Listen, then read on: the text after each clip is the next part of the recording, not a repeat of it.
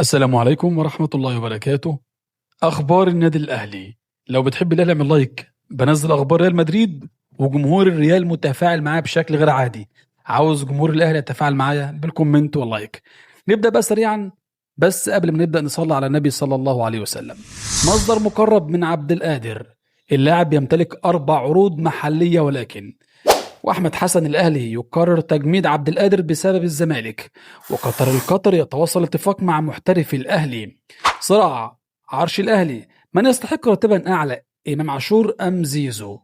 تعرف على صفقات الأهلي ومودرن سبورت قبل لقاء الجولة الأولى بالدوري.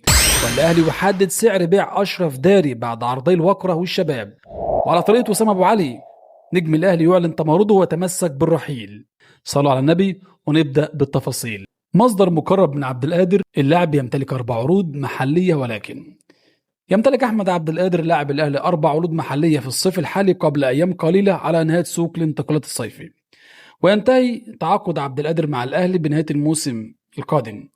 وصراحة مصدر مقرب من اللاعب: أحمد عبد القادر بيملك 4 عروض محلية من أندية الدوري المصري وسيراميكا كليوباترا والبنك الأهلي وزد.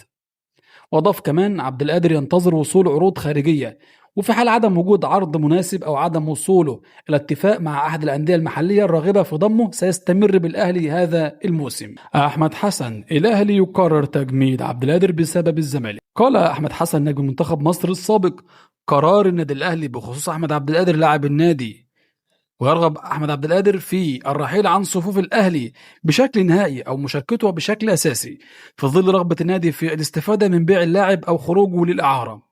وسبق وأشارت أنباء عن اقتراب اللاعب من الانضمام للزمالك بعد انتهاء أزمته مع الأهلي.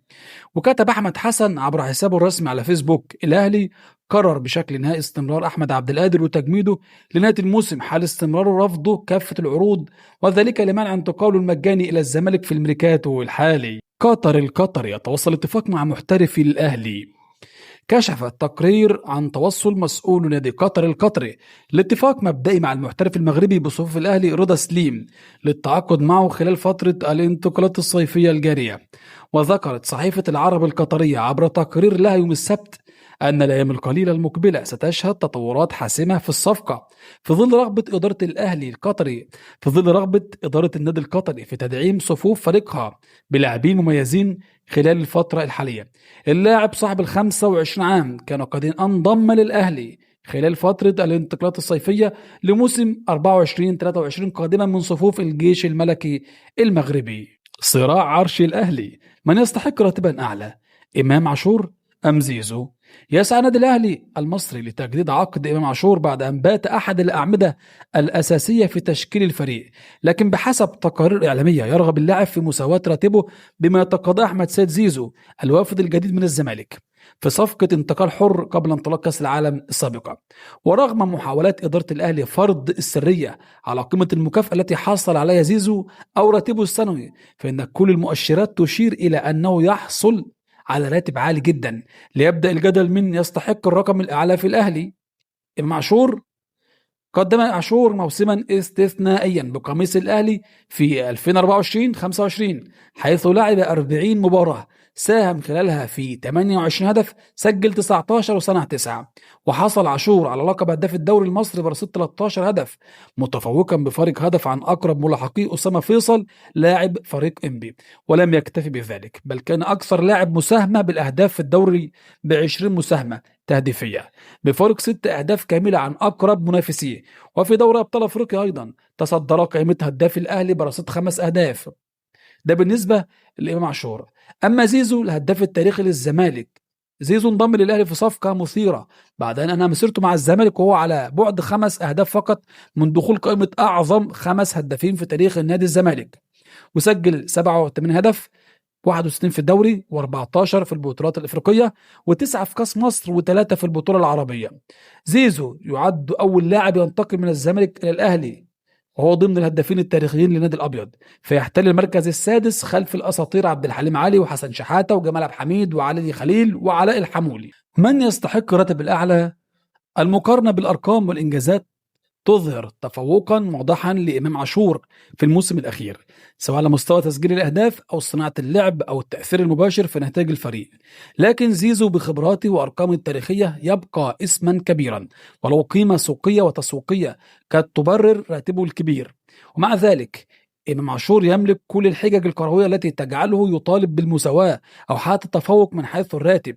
يبقى السؤال الآن في ملعب الإدارة، هل تنصف عاشور بعد موسمه الاستثنائي؟ يبقى السؤال الآن في ملعب الإدارة، هل تنصف عاشور بعد موسمه الاستثنائي أم أن اسم زيزو سيظل الأكثر لمعان على ورقة الرواتب؟ تعرف على صفقات الأهلي ومودرن سبورت قبل لقاء الجولة الأولى في الدوري.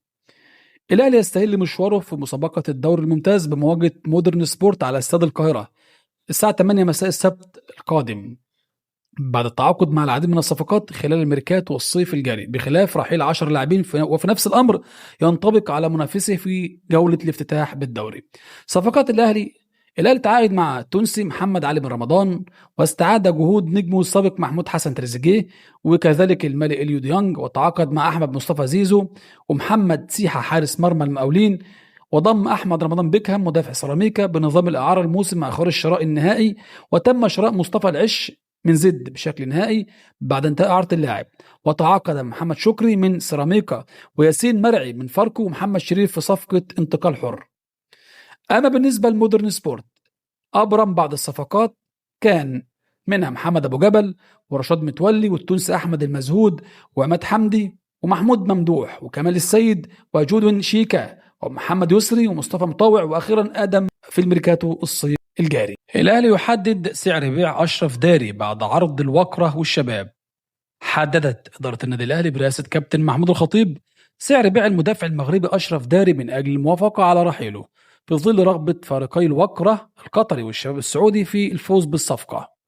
الأهلي بيطلب $2,400,000 للتخلي عن أشرف داري. وفقا لصحيفة لو سبورت 360 المغربية، فإن النادي الأهلي حدد سعر بيع أشرف داري بعد عرض الوكرة والشباب، والسعر كان $2,400,000. ابتعاد الوداد المغربي عن التعاقد مع مدافع الأهلي أشرف داري. وضحت الصحيفة أنه بعدما كان اسم أشرف داري مرتبط باللعب في صفوف فريق الوداد المغربي، شهدت الساعات الماضية وجود فريقين خليجيين يسعان للتعاقد مع اللاعب، ما جعل إدارة الأحمر تحدد سعر التخلي عنهم بمبلغ $2,400,000. وأشارت الصحيفة إلى أن الوكرة القطري والشباب السعودي فتح خطوط اتصال مع إدارة النادي الأهلي الاستفسار عن إمكانية التعاقد مع أشرف داري في الصيف الحالي. وعلى طريقة وسام أبو علي، نجم الأهلي يعلن تمرده ويتمسك بالرحيل.